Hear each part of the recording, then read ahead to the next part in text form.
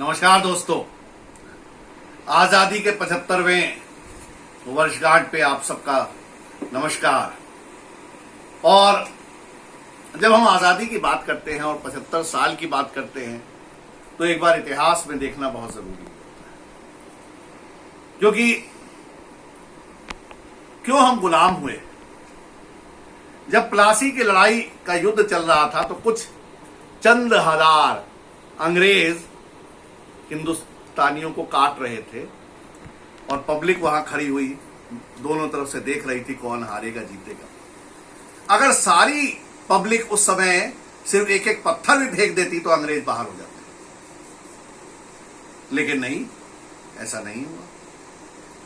जब झांसी की रानी लड़ रही थी अंग्रेजों से, उस समय भी बहुत से लोग, जैसे कहा जाता है सिंधिया के राजा अंग्रेजों के साथ थे, उस समय भी अगर सारे हिंदुस्तानी खड़े होकर एक एक पत्थर फेंक देते तो अंग्रेज बाहर हो जाते।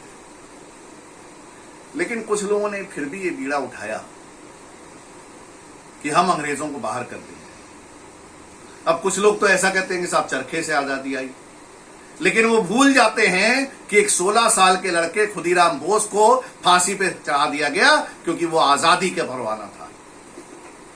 वो ये भूल जाते हैं कि भगत सिंह, राजगुरु और सुखदेव ने खुद जाके फांसी के फंदे से झूल गए क्योंकि उनको आजादी चाहिए थी। वो ये भूल जाते हैं कि सुभाष बाबू ने हिंदुस्तान से लेकर जर्मनी तक गए, ये पूरी फौज बनाई और आजाद हिंद फौज के जरिए उन्होंने आजादी ऑलमोस्ट पा ही ली थी।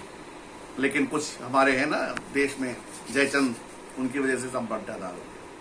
वो भूल जाते हैं कि एल्फ्रेड पार्क में चंद्रशेखर आजाद ने सिर्फ एक रिवॉल्वर जिसमें सिर्फ 6 गोली होती थी, उससे पूरी पुलिस की टुकड़ी को परेशान करके रख दिया था। ऐसे आजादी के परवानों को क्यों हम बार भूल जाते हैं। लोग कहते हैं बार बार चरखे से आई आजादी। कोई साहब लिख रहे थे 14 साल तक बहुत सारी my letters to my daughter, एक डंडा नहीं खाया कभी, और वो लेटर लिखने से ही आजादी आ गई। लाला लाजपत राय को याद करिए, जिनके सर पे हजारों लाठियां पड़ी थी और बेचारों के अपनी मृत्यु हो गई।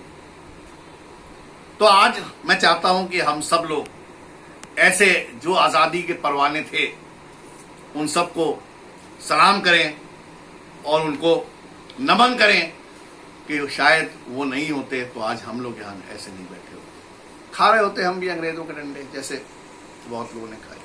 लेकिन आज भगत सिंह, चंद्रशेखर आजाद, सुभाष चंद्र बोस को याद करके मैं नमन करना चाहता हूं और एक ये अपील करना चाहता हूं भारत सरकार से कि भगत सिंह, सुभाष चंद्र बोस, चंद्रशेखर आजाद, इन सबको भारत रत्न दिया जाना चाहिए। बहुत लोगों को दे दिया गया, पता नहीं किसको किसको, पता नहीं असली गांधी नकली गांधी, सबको दिया गया। तो जिन्होंने आजादी के लिए इतना काम किया उनको तो दीजिए। कि मेरा एक विनती है भारत सरकार से। और देखिए क्या होता है कि जब आजादी की लड़ाई चल रही थी, ठीक था, आजादी की लड़ाई खत्म हुई, आजाद हुआ, सरदार पटेल ने देश को एक किया, लेकिन फिर उसमें एक कश्मीर का इशू आ गया, धारा 370 आ गई। धारा 370 ने देश का बेड़ा गर्क कर दिया 60 साल तक, 65 साल तक ऑलमोस्ट। बट अब एक ऐसी क्रांतिकारी सरकार सत्ता में है कि उसने जो है बिल्कुल पूरी तरह से ये जो राष्ट्र के विपरीत जो काम हो रहे थे उनको बंद कर दिया। विपरीत क्या हो रहे थे, जैसे मैंने कहा, एक धारा 370 जिससे देश का बंटवारा हो रहा था। राम मंदिर का मुद्दा देखिए साहब, 500 साल अदालत में चला। कभी किसी एक सरकार ने तो, एक पार्टी के लोगों ने तो यहां तक कह दिया राम का वजूद ही नहीं है, जाके कोर्ट में खड़े होकर कह दिया। ये तो काल्पनिक है साहब। आज जब मंदिर बन रहा है तो खूब उछल रहे हैं। तुष्टीकरण एक मतलब एक समुदाय को खुश करने के लिए हिंदू मैरिज एक्ट बनाया गया, हिंदू कोड लॉ लाया गया। आज तक मुस्लिम मैरिज एक्ट, मुस्लिम कोड लॉ नहीं ला पाए। क्यों नहीं आया भाई? तो ये जो तुष्टीकरण की राजनीति हुई 70 साल तक, एक बात तो तय है कि इसका अंत आ गया है, पूरी तरह से अंत आ गया है। और आज देश बहुत अच्छे हाथों में है, बहुत सक्सेसफुल हाथों में है। और जो शायद नेताजी ने, शायद भगत सिंह ने, सुभाष चंद्र बोस जी ने, चंद्रशेखर आजाद जी ने सोचा था कि कभी फिर से एक बार हिंदुस्तान सिरमौर होगा, तो आज हो गया है। आज दुनिया, सारी दुनिया हमारे आगे सर झुका के खड़ी हुई है। हमने देखा कोविड में कितने लोगों ने हिंदुस्तान को मदद करने के लिए आए। और वो बहुत से लोग ऐसे कहते हैं साहब वैक्सीनेशन देखिए 6 महीने लग गए, हिंदुस्तान में 50 करोड़ लोगों को ही हुआ।